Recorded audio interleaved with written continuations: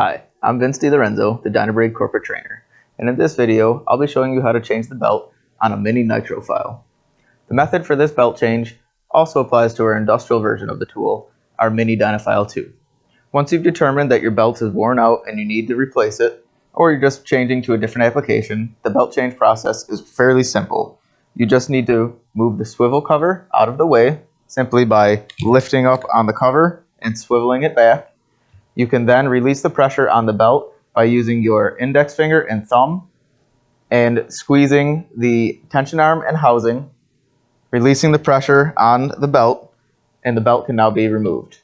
Choose your new abrasive and put pressure on the spring by depressing the tension arm. Take your new abrasive and form a figure 8, allowing a loop to form at the back of the belt.